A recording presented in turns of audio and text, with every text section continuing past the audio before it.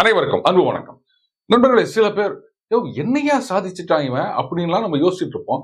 ஆனா கூட இருக்கவங்க எல்லாம் பாத்தீங்கன்னா, இவர் எவ்வளவு பெரிய சாதனையாளர் தெரியுமா, இவர் தான் நம்பர் 1 அப்படின்னு அந்த ஜால்ரான்னு ஒண்ணு இருக்கும்ல, அதை வச்சுன்னு ஜங்கு ஜக்குன்னு நம்ம காது கிழிகிற அளவுக்கு அடிச்சிட்டு இருப்பாங்க. ஆனா இதுக்கு நேர்மாறா ஒரு சிலர் பாட்டுக்கு சாதனைகளா செஞ்சுட்டு அதை பத்தி யோசிக்க கூட நேரம் இல்லாம அடுத்து என்ன சாதனை பண்ணலாம், அடுத்தது எதை பிரேக் பண்ணலாம், ரெக்கார்டு இப்படின்ட்டு கடந்து போயிட்டே இருப்பாங்க. இது கிரிக்கெட்ல சொன்னங்க. நீங்க பாட்டுக்கு இதை வேற எதோடையாவது சம்பந்தப்படுத்தி வேற எல்லாம் நினைச்சுக்காதீங்க. ஆனா அரசியல்ல இப்படிப்பட்ட சாதனைகளை தொடர்ந்து செய்து கொண்டு வரும் ஒரு தலைவர் அப்படின்னா கண்ண மூடின்னு சொல்லலாம், மோடி அவர்கள் தான். கட்டார் நாட்டுல இந்தியாவின் முன்னாள் கப்பற்படை அதிகாரிகள் 8 பேர் அவங்க அங்க இருக்கிற ஒரு நிறுவனத்துல வேலை பார்த்துட்டு வராங்க. 2022ல பாத்தீங்கன்னா உளவு பார்த்தார்கள். அதாவது கட்டார் நீர்மூழ்கி கப்பல்களை கட்டுகின்றார்கள், அந்த ரகசியங்களை உளவு பார்த்தார்கள் அப்படின்ற சார்ஜ்ல அவங்க கைது செய்யப்படுகின்றார்கள். ஆக்சுவலா அந்த நீர்மூழ்கி கப்பல்கள் கட்டப்படுவது இத்தாலியில, இங்க கிடையாது. அப்பவே பாத்தீங்கன்னா ஒரு சில வைத்தறிச்சல் பிடிச்சவர்கள், மோடி எதிர்ப்பாளர்கள், அவங்கள விஸ்வகுருன்னு சொல்றாங்க, உலகத்துக்கே பெரிய தலைவர்னு சொல்றாங்க, இப்ப நம்ம முன்னாள் அதிகாரிகள் அரெஸ்ட் பண்ணி உள்ள வச்சிட்டாங்க, இவரால என்ன பண்ண முடிஞ்சது அப்படின்லாம் ரொம்ப சந்தோஷத்துல ட்வீட் போட்டிருந்தாங்க. ஏங்க அங்க மாட்டி இருக்கிறது நம் நாட்டு முன்னாள் அதிகாரிகள் அப்படின்ற வருத்தம் கொஞ்சம் கூட இல்ல. இது மோடிக்கு பின்னடைவு இப்படின்னு ரொம்ப சந்தோஷப்பட்டு இருந்தாங்க. இதுல இருந்து இவங்களுடைய லோயல்டி எங்க இருக்கு அப்படின்னு நம்ம புரிஞ்சுக்கலாம். அதுக்கப்புறம் பாத்தீங்கன்னா கடந்த வருடம் அவர்களுக்கு மரண தண்டனை விதிக்கப்பட்டது. கட்டார் நாட்டு சட்டங்கள், அங்க நீதிமன்ற நடைமுறைகள் அப்படின்றதெல்லாம் ரொம்பவே வித்தியாசமானது. ரைட், ஒவ்வொரு நாடும் அவங்களுக்கு ஏத்த மாதிரி சட்டம், நீதிமன்ற அமைப்பு இதெல்லாம் இருக்கும். அதை யாரும் கேள்வி கேட்க முடியாது. அக்டோபர் 2023 தான் மரண தண்டனை விதிக்கப்பட்டது. அதுக்கப்புறம் பாத்தீங்கன்னா ரொம்பவே சந்தோஷம் ஆயிட்டாங்க. பாத்தீங்களா, மோடியால ஒண்ணும் பண்ண முடியாது அப்படின்னு. ஆனா அதே சமயத்துல ஒரு சிலர் இது மோடி சாதித்து காட்டுவார் அப்படின்னு மோடி எதிர்ப்பாளர்களா இருந்தாலும் அவங்களுக்கு தெரிஞ்சிருந்தது. அதனால இவங்களை வெளில கொண்டு வந்துட்டா, இவர்கள் சுதந்திரம் அடைந்து விட்டால் அது மோடிக்கு புகழ் வந்து விடுமே அப்படின்ற வைத்தறிச்சல்ல கண்ணாபின்னான்னு ட்வீட் போட்டதெல்லாமும் நான் பார்த்திருக்கேங்க. அதன் பிறகு நவம்பர் 2023ல அப்பீலுக்கு போறாங்க. டிசம்பர் மாசம் பாத்தீங்கன்னா இன்னொரு மாநாட்டுல கலந்து கொள்ள சென்ற மோடி அவர்கள் அங்க கட்டார் நாட்டு அமீர் அவரை சந்தித்து பேசுகின்றார். அதுக்கப்புறம் பாத்தீங்கன்னா அந்த மரண தண்டனை அப்படின்றது சிறை தண்டனையாக குறைக்கப்படுகின்றது. நம்ம ஏற்கனவே ஒரு பதிவுல சொல்லி இருந்தோம். கட்டார் நாட்டுக்கும் இந்தியாவுக்கும் ஒரு அக்ரிமெண்ட் இருக்குதுங்க. அதன்படி 2 நாட்டு சிட்டிசன்ஸ் இன்னொரு நாட்டுல சிறை தண்டனை அனுபவிக்க வேண்டும் அப்படின்னு வந்ததுனால் அவர்கள் மேல வேற எந்த குற்றச்சாட்டும் இல்லாத பட்சத்துல சொந்த நாட்டுல போயிட்டு சிறை தண்டனை அனுபவிக்கலாம் அப்படின்னு.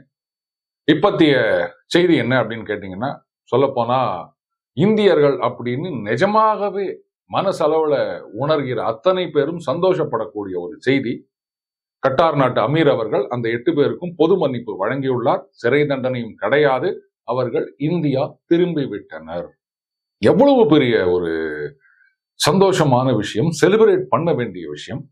ஆனா ஊடகங்கள்ல கூட இது ரொம்ப லோ கீயா தான் போயிட்டு இருக்குன்றத பாக்குறோம். ஒரு விதத்துல இது கரெக்ட் தான். ஏன்னா இந்த கைது, மரண தண்டனை அப்பவே நாம சொல்லி இருந்தோம்.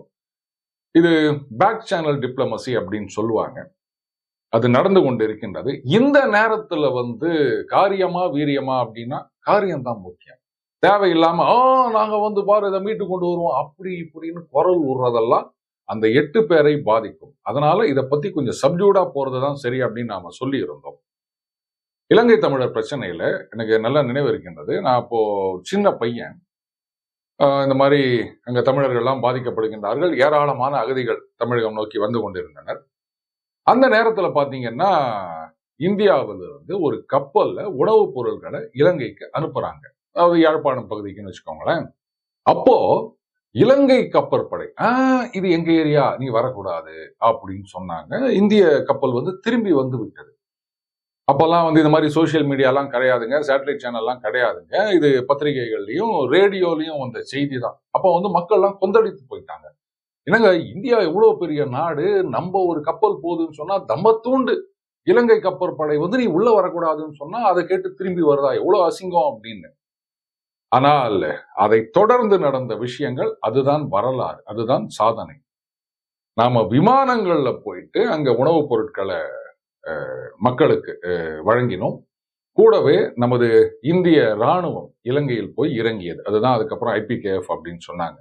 அது மாதிரி ஏராளமான திரைமறைவு வேலைகள் நடந்திருக்கின்றன. இதுல முக்கியமான 3 பேர் அப்படின்னு சொன்னா, ஒண்ணு பிரதம மந்திரி மோடி, அடுத்தது வெளியுறவுத்துறை அமைச்சர் ஜெய்சங்கர் அவர்கள், மூன்றாவது national security adviser Ajit Doval அவர்கள்.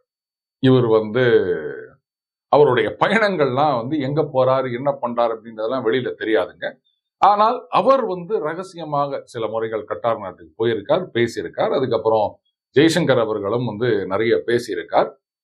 கடைசியாக மோடி அவர்கள் அமீர் அவர்களை சந்தித்தது. இதெல்லாம் கிரியேட்டிங் குட்வில் அப்படின்னு தான் நான் சொல்லுவேன். இதுல பாத்தீங்கன்னா ஒரு சில பேர் என்ன சொல்றாங்க, சமீபத்துல தான் இந்த விடுதலை செய்தி வருவதற்கு சில நாட்கள் முன்னாடி தான் கட்டாருக்கும் இந்தியாவுக்கும் இடையில இந்த கேஸ் வாங்குவதற்கான நீண்ட கால ஒப்பந்தம் போடப்பட்டது அப்படின்னு. பட் இது கொச்சைப்படுத்துவதாகத்தான் ஆகும். கட்டாரை பொறுத்த வரைக்கும் சரி, இந்தியா நமது ஃப்ரெண்ட்லி கண்ட்ரி, அதனால அவங்களுக்காக அவங்க நாட்டு குடிமகன்களை விடுவிக்கலாம், இப்படித்தான் முடிவெடுத்ததா நான் பார்க்கிறேனே தவிர, சில வைத்தறிச்சல் பேர் வழிகள் சொல்ற மாதிரி பாருங்க, கிட்டத்தட்ட $68 பில்லியன் கேஸ் டீலு அப்படின்னு சொல்றதெல்லாம் ரொம்ப ரொம்ப தப்பு. அதை என்னால ஏத்துக்க முடியாது. அடுத்தது, இந்த கேஸ் டீலுக்கு இப்ப ஏன் முக்கியத்துவம் அப்படின்னு கேட்கலாம். இருக்கு. உலகெங்கிலும் பாத்தீங்கன்னா இந்த கிளைமேட் சேஞ்ச் அப்படின்ற விஷயம் பெருசா பேசப்பட்டு வருகின்றது. இந்த ரஷ்யால இருந்து ஐரோப்பாவுக்கு போற கேஸை இந்த உக்ரைன் வார் புண்ணியத்துல எல்லாமா நிறுத்தி போட்டாங்க.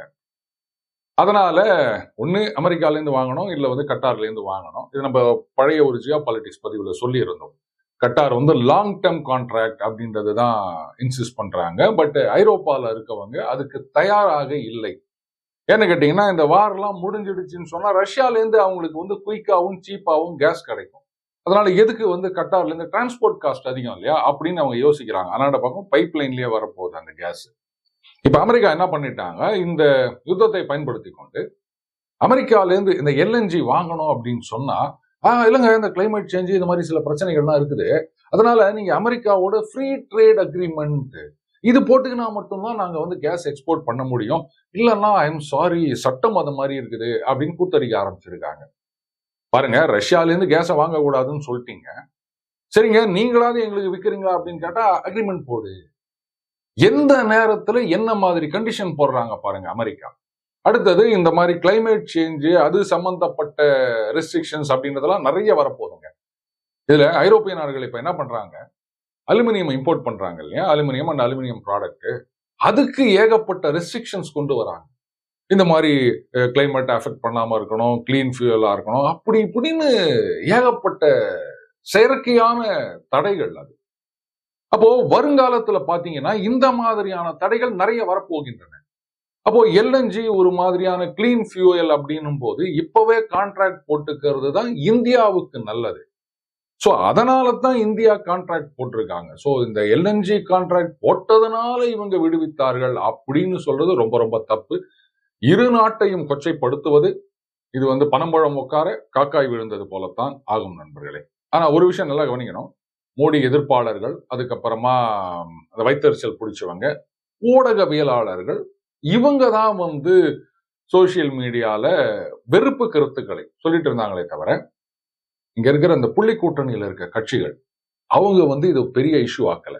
ஆக்சுவலா இந்த மரண தண்டனை அப்படின்னு வந்தப்போ நண்பர்கள் சில பேர் என்ன கேட்டாங்க, சார் என்ன சார் இந்த மாதிரி டெத் சென்டென்ஸ் கொடுத்துட்டாங்க, இதை எதிர்கட்சிகள் பெரிய இஷ்யூ ஆக்கினாங்கன்னா அது மோடிக்கு ஒரு பின்னடைவா இருக்காதா அப்படின்னு. அப்பவே நான் சொன்னேன், 2 விஷயம் நடக்கும். எதிர்கட்சிகள் இதை இஷ்யூ ஆக்க மாட்டாங்க, மோடி அவர்கள் இதை சக்சஸ்ஃபுல்லா கையாள்வார் அப்படின்னு சொன்னேன். அதே மாதிரிதான் இது நடந்திருக்கின்றது. எதிர்கட்சிகளுக்கு நல்லாவே தெரிஞ்சிருக்கு, குறிப்பா காங்கிரஸ் உள்ளிட்ட புள்ளி கூட்டணி கட்சிகளுக்கு மோடியால் இதை சாதிக்க முடியும், அதனால தான் அவங்க இதை இஷ்யூ ஆக்கவில்லை. ஆக்கியிருந்தாங்கன்னு சொன்னா அசிங்கப்பட்டு போயிருப்பாங்க இன்னைக்கு. சோ இதுல இருந்தே தெரிந்து கொள்ளலாம் மோடி அவர்களுடைய சாதனை அவரால் சாதிக்க முடியும் அப்படின்றது ஏதோ நான் சொல்லி நீங்க தெரிஞ்சுக்க வேணாம், காங்கிரஸ் உள்ளிட்ட கட்சிகளை பார்த்தாலே உங்களுக்கு தெரியும் நண்பர்களே. 2024, 29 காலகட்டத்தில் இன்னும் பெரிய சாதனைகள் வரப்போகின்றன. சரி, நல்ல காலம் பிறக்குது நல்ல காலம் பிறக்குதுன்னு வாங்கல, அந்த மாதிரி ஒண்ணு சொல்லட்டா, பாகிஸ்தான் பல துண்டுகளாக உடைவதற்கு ஒரு வாய்ப்பு இருக்கின்றது. Just wait and see. அடுத்த மிகப்பெரிய பிரச்சனை என்ன அப்படின்னு கேட்டீங்கன்னா, ஒரு சில ஊடகவியலாளர்கள், அதுலயும் சில பேர் பாத்தீங்கன்னா பொழுது விடிஞ்சு பொழுது போனா கருத்து சொல்லிக்கினே இருக்கணும். அப்படிப்பட்ட ஒரு சிலர் இவங்க எல்லாம் என்ன கேக்குறாங்கன்னா, என்னங்க மோடி அவ்வளவு பெரிய ஆளு அப்படின்னு நீங்க பாட்டுக்கு பந்தா பண்ணி நிக்கிறீங்க. மாலத்தீவுகள் தமத்தூண்டு நாடு. ஆனா அவங்க என்ன சொல்லிட்டாங்க, இந்தியன் மிலிட்டரி வெளில போ அப்படின்னு சொல்லிட்டாங்க. இவங்களும் ரைட்டுங்க, நாங்க வந்து மார்ச்ல போறோம், ஏப்ரல்ல போறோம் அப்படின்னு சொல்லி நிக்கிறாங்க. சீனாக்காரன் இப்ப உள்ள வந்து உட்கார போறான். இதையெல்லாம் அவங்க மோடியால தடுத்து நிறுத்த முடியலையே, இதுதான் அவருடைய சாதனையா அப்படின்னு கேள்வி கேட்டுக்கிறாங்க. முதல்ல மாலத்தீவுகள் அங்க சீனா வந்து பூந்துக்குது அப்படின்னு சொன்னா இந்தியர்கள் அனைவரும் கவலைப்பட வேண்டிய ஒரு விஷயம். ஆனா இந்த இடத்துல கவலைப்படாம மோடியை கலாய்க்கிறதுல ஒரு சந்தோஷம் அப்படின்னு சொன்னீங்கன்னா அந்த ஜந்துக்கள் எல்லாம் என்னன்னு நம்ம கிளாசிஃபை பண்றது. சரி, அந்த கவலை அப்புறம் இருக்கட்டும். இதுல இந்த வாயை வாடகைக்கு விட்டே பிழைக்கும் இந்த கருத்து கந்தசாமிகள் இருக்காங்க இல்லையா, இவங்க எல்லாம் புரிஞ்சுக்காத இல்ல அவங்க மூளைக்கு எட்டாத ஒரு விஷயம் என்ன அப்படின்னு கேட்டீங்கன்னா, மாலத்தீவுகளுடைய இந்திய எதிர்ப்பு நிலை அப்படின்றது இன்னைக்கு ஆரம்பிச்சது கிடையாதுங்க. இவங்க எல்லாம் என்ன சொல்றாங்க, மோடி அவர்கள் வந்து லட்சத்தீவுகள் போனாரு, அங்க பீச்ல நடக்கிற போட்டோ வீடியோ இதெல்லாம் ஷேர் பண்ணாங்க. உடனே நம்ம ஜனங்கள்லாம் வந்து இவ்வளவு அழகான கடற்கரைகள் இருக்கு, இதை டெவலப் பண்ணலாமே, இதை விட்டுட்டு எதுக்கு வந்து மாலத்தீவுகளுக்கு போனோம் அப்படின்னு சில பேர் ஆரம்பிச்சாங்க. இதுக்கு வந்து அந்த நாட்டுல இருக்கிற சில பேர் எதிர்வினை ஆற்றினார்கள். இது பெரிய பிரச்சனை ஆயிட்டு அவங்க உடனே வெளில போன்னு சொல்லிட்டாங்க அப்படின்னு. அப்படி கிடையாது. இப்ப இருக்கிற அந்த ஜனாதிபதி முகமது முய்சு அவரு எலெக்ஷன்ல போட்டியிடும் போது கெட் அவுட் இந்தியா இதைத்தான் அவருடைய தேர்தல் கோஷமாக வைத்துக் கொண்டு போட்டியிட்டார். அவர் சிவப்பு கலர்ல பனியன் போட்டின்னு கெட் அவுட் இந்தியா இதுதான் அவங்க கட்சியினுடைய ஒரே ஸ்லோகனாக இருந்தது. அதற்கு காரணம் என்னன்னு கேட்டீங்கன்னா சைனீஸ் இன்ஃபுளுயன்ஸ். இது வந்து நம்ம பல நாடுகள்ல பார்க்கிறோம். ஏற்கனவே பல பதிவுகள்ல நம்ம சொல்லியிருக்கோம். சீனாவை பொறுத்த வரைக்கும் இந்த மாதிரி அரசியல் தலைவர்களை கைக்குள்ள போட்டுக்கிட்டு அவங்க வந்து கடனை கொடுக்கறது, கண்ணாபின்னா வட்டி, கந்து வட்டி. இந்த இன்டர்நேஷனல் லெவல்ல பாத்தீங்கன்னா அது கந்து வட்டின்னு தான் சொல்லணும். அதுக்கப்புறம் வந்து என்னென்ன ப்ராஜெக்ட் அப்படின்றது, அது கடன் கொடுக்க வேண்டியது, அதுல எந்த விதமான ரிட்டர்ன்ஸும் இருக்காது. எக்கனாமிக்கலி அன்வயபிளா இருக்கும். அதை எங்களுக்கு எழுதி கொடுத்துருன்னு சொல்ல வேண்டியது, அங்க போய் உக்காந்துக்க வேண்டியது. இப்படித்தான் எல்லா நாடுகளிலும் செய்து கொண்டிருக்கின்றது. ஸ்ரீலங்கால இப்படித்தான் பண்ணாங்க. ஸ்ரீலங்கா சீனா கிட்ட கடன் மேல கடனா வாங்கி கடைசியில ஒண்ணும் இல்லாம போய் இப்ப வேற வழி இல்லாமல் இந்தியா தான் நமக்கு ஒரே வழி அப்படின்னு நம்மை நாடி வந்திருக்கின்றனர். இதே நிலைமை மாலத்தீவுகளுக்கும் விரைவிலேயே வரும். ஏன் விரைவிலேயே வரும்னு சொல்றேன்னா, இலங்கையை விட பல மடங்கு தமத்தூண்டு நாடு மாலத்தீவு. அதனால இலங்கை தாக்கு பிடிச்ச அளவுக்கு கூட மாலத்தீவுகள்ல தாக்கு பிடிக்க முடியாது. கடந்த வாரம் IMFல சொல்லியிருக்காங்க, பாருங்க நீங்க டெட் ட்ராப்ல போய் மாட்டிக்க போறீங்க, உங்களால இதை சமாளிக்க முடியாது அப்படின்னு இருக்காங்க. ஆனா அங்க இருக்கிறவங்க அதை பத்தி எல்லாம் கவலையே கிடையாது. சோ சீனா வந்து ரொம்ப நாளாவே இந்த மாதிரி கரப்ட் லீடர்ஸ், அரகண்ட் லீடர்ஸ் இவங்களுக்கு வந்து பண உதவி பண்ணி, ஸ்ரீலங்கால ராஜபக்சே அப்படித்தானே பண்ணாரு. இந்தியாவை ஏத்துக்குன்னு சீனா கிட்ட கடன் வாங்கிக்கின்னு அதுல அவரு எத்தனை % கமிஷன் அடிச்சாருன்னு தெரியாது. இப்ப அவரு எஸ்கேப் ஆயிட்டு ரொம்ப சந்தோஷமா இருக்காரு. அதே மாதிரிதான் மாலத்தீவுகளும் ஆக போகின்றது. அதனால இது வந்து இந்தியாவின் தோல்வி, இல்ல மோடியின் ராஜதந்திரம் தோல்வி அப்படின்னு சொல்றவங்க எல்லாம் சுத்தமா மூளையே இல்லாம வைத்தறிச்சல் அப்படின்றதுனால மட்டும்தான் கருத்து சொல்றார்கள் அப்படின்னு நம்ம புரிஞ்சுக்கணும் நண்பர்களே. ஆனால் இதே நேபாளத்துல பாத்தீங்கன்னா இந்த BRIன்னு சொல்றாங்க இல்லையா, இந்த ப்ராஜெக்ட்ல எதையுமே வந்து நேபாளம் எந்த கட்சி ஆட்சிக்கு வந்தாலும் அவ்வளவு சீக்கிரத்துல ஒத்துக்க மாட்டேங்கிறாங்க. அவங்க என்ன சொல்றாங்க, நீங்க வந்து எங்களுக்கு கிராண்ட்ஸ் கொடுங்கோ, எய்டு கொடுங்கோ, இது நன்கொடையா நிறைய அள்ளி அள்ளி கொடுங்கோ, ஆனா கடன் மட்டும் வேணாம். இந்த பொக்காரான்னு ஒரு இடம், அங்க வந்து ஒரு ஏர்போர்ட் டெவலப் பண்ணிட்டு இருக்காங்க. இதை வந்து சைனீஸ் தரப்புல வந்து இது BRI ப்ராஜெக்ட் அப்படின்னும் போது அங்க இருக்கிற மக்கள் கட்சிகள்லாம் பெரிய போராட்டம் செஞ்சுட்டு இருக்காங்க. ஐயா அந்த ப்ராஜெக்ட் எங்களுக்கு வேணாம், வேணா வந்து நாமளே இதை செஞ்சுப்போம், இல்ல செய்யாம இருப்போம், அவங்கிட்ட கடன் வாங்கி நீ இந்த BRIல ப்ராஜெக்ட் பண்ணாத அப்படின்னு எதிர்ப்பு வந்திருக்கின்றது. பர்மால இந்த மாதிரி தான் பண்ணி அதுக்கப்புறம் ஆங் சூகி அவர்கள் ஆதரவு பெற்ற அந்த அவர் கட்சியை சார்ந்த ஒரு ஆட்சி அவங்க வந்து அந்த ப்ராஜெக்ட் எல்லாம் பாதியா ஸ்கிராப் பண்ணதுனால தான் அங்க வந்து ஒரு ராணுவ புரட்சி வந்து இந்த கலாட்டாலாம் நடந்துட்டு இருக்கு அப்படின்றத பாக்குறோம். சோ இதுக்கான பலனை முகமது முய்சு அவரது தவறான முடிவுகள், அதற்கான பலனை மாலத்தீவு மக்கள் அனுபவிப்பார்கள். இந்த டெட் டிராப்ல மாட்டின பிறகு வேற வழி இல்லாம விரைவிலேயே இந்தியாவை நாடி வர வேண்டிய கட்டாயம் வரும். அதனால அதுக்கு முன்னாடி இந்த மாதிரி வைத்தறிச்சல புலம்பிட்டு இருக்கவங்க எல்லாம் கொஞ்சம் அடக்கி வாசிச்சா நல்லது. ஏன்னா அந்த நாள் வரும்போது அசிங்கப்பட்டு போறீங்க மறுபடியும். கடைசியாக பாகிஸ்தான்ல தேர்தல் நடந்திருக்கு. ரொம்பவே ஆச்சரியமா இருக்கு. திடீர்னு தேர்தல்னாங்க, திடீர்னு நடக்குது. ஆனா ஒரே ஒரு வித்தியாசம் என்னன்னா, இந்த இம்சை அரசன் 23ஆம் புலிகேசி பாத்தீங்களா?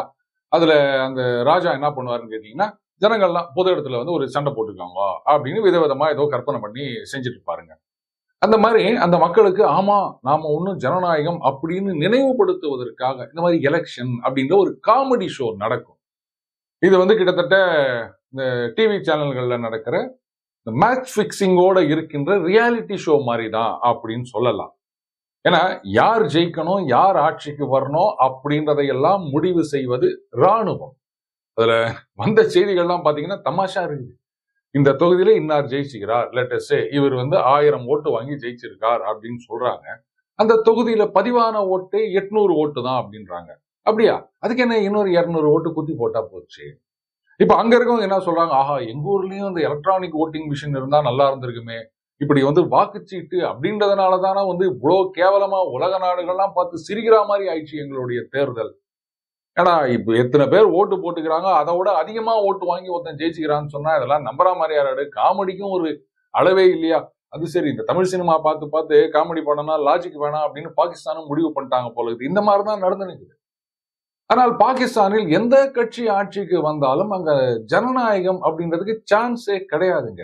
மிலிட்டரி தான். அண்ட் மிலிட்டரியை பொறுத்த வரைக்கும் இப்ப காசு கிடையாது. அதனால ஜனநாயகம்னு சொன்னாதான் எங்கேயாவது கடன் வாங்க முடியும், யாருக்கிட்டையாவது வந்து இந்த கிராண்ட் இதெல்லாம் வாங்க முடியும். அதுக்காக வந்து ஒரு பொம்மை அரசாங்கம். அங்க யார் மன்மோகன் சிங்கோ தெரியல நமக்கு. இதுல இம்ரான்கான் அவர்கள் மேல கேஸா போட்டு அவரை உள்ள தள்ளிட்டாங்க. அவர் கட்சியில என்ன சொல்றாங்க, ஏங்க நாங்க தாங்க ஜெயிச்சோம், கட்சியில எங்களுடைய வெற்றி வாய்ப்பை நீங்கள் திருடி விட்டீர்கள் அப்படின்னு சொல்றாங்க. மறுபடியும் வந்து எதிர்க்க போட்டியிட்ட கட்சிகள் தலைவர்கள் அவங்க எல்லாம் இப்ப இணைந்து ஒரு கூட்டணி ஆட்சி அமைப்பார்கள். நாங்க எந்த கூட்டணி யார் வந்தா என்னங்க, அந்த கூட்டணிக்கான தலைவர், அந்த கூட்டணிக்கான முடிவுகளை எடுக்க போவது எல்லாமே எங்க மிலிட்டரி தான். அந்த மிலிட்டரியை பொறுத்த வரைக்கும் இப்ப பெருசா ஒன்றும் செய்ய முடியல. அந்த மிலிட்டரியோடைய அந்த செல்வாக்கு அப்படின்றதும் அதல பாதாளத்துக்கு போய் நிக்குது. இனி இன்னாண்ட பக்கம் ஆப்கானிஸ்தான்ல இருந்து வந்து கண்ணுல விரல விட்டு ஆட்டினுக்கிறாங்க. விரல் இல்ல, அப்படியே முழங்கையே உள்ள போகும் போல இருக்குது கையில. அந்த அளவுக்கு விட்டு காட்டுன்னு காட்டுனுக்கிறாங்க ஆப்கானிஸ்தான்ல இருந்து. போதாக்குறைக்கு இந்த டெஹரிக் தாலிபான் அப்படின்ற ஒரு கட்சி, அவங்க பாகிஸ்தான்ல கட்சி அமைச்சுக்கின்னு அவங்க பாட்டு கொச்சல் குத்துனுக்கிறாங்க. இன்னாண்ட பக்கம் பலுச்சிஸ்தான்ல எங்களுக்கு தனி நாடு வேணும் அப்படின்னு ஒரு கொச்சல் சமாளிக்க முடியல மிலிட்டரியால. ஏன்னா பணம் இல்லை, எந்த விதமான ஒரு உற்பத்தியும் கிடையாது, எதுவும் கிடையாது. சீனாக்காரன் கடன் மேல கடனா குட்டினா, பார்டர்ல நான் ப்ராஜெக்ட் எல்லாம் பண்றேன் அப்படின்னா இவங்களும் வந்து வாங்கிக்கணும், கொண்டாங்க கொண்டாங்க கொண்டாங்க அப்படின்னாங்க. இப்ப சுத்தமா தொழில் படுத்து போச்சு. கோவேறு கழுதியை ஏற்றுமதி பண்ணலாமா, இல்ல வேற எதையாவது அதெல்லாம் வெளில சொல்லக்கூடாது, அதை ஏற்றுமதி பண்ணலாமான்னு இப்படி போயினுக்குது இன்னைக்கு பாகிஸ்தான். ஒரு சென்னை 28 படம் தான் ஞாபகம் வருது எனக்கு. ஆடாமை ஜெயிச்சோமடா அப்படின்னு. அதுதான் இன்றைக்கு நடந்து கொண்டிருக்கின்றது. சோ 2024, 29ல இன்னும் நிறைய விஷயங்கள் நடக்கும் பாகிஸ்தான்ல. Just wait and see. அடுத்த பதிவு புதன்கிழமை அன்றைக்கு வெளியாகும். IPL 2024 Indian political league. இதுல வந்து இன்னைக்கு நிறைய பேர் என்ன சொல்றாங்கன்னா, பாஜக அவங்க முதல்ல நோட்டாவா தாண்டாங்களா பார்க்கலாம், அவங்களால ஒண்ணும் பண்ண முடியாது, சும்மா இது ஒரு மீடியா ஹைப் அப்படின்னு சொல்லிட்டு இருக்காங்க. அடுத்தது அதிமுக தான் வந்து மிகப்பெரிய கட்சி, அவங்க தான் ஜெயிக்க போறாங்க அப்படின்னு சொல்லிட்டு இருக்காங்க. இதுல நண்பர் சண்முகம் இந்தியா இந்து நாடு அவர் கேட்டிருந்தாரு, சார் இந்த மாதிரி கூட்டணிகள் எப்படி அமையும், வெற்றி வாய்ப்பு எப்படி இருக்கும் அப்படின்னு சொல்லிட்டு. என்னதான் தலைகீழ தண்ணி குடிச்சாலும் அதிமுகவால ஒண்ணும் பண்ண முடியாது அப்படின்றதுதான் இப்போதைக்கு இருக்கின்ற நிதர்சனம். அதை புதன்கிழமை டீட்டெயிலா பார்க்கலாம் நண்பர்களே. மீண்டும் அடுத்த சந்திப்போம். வணக்கம்.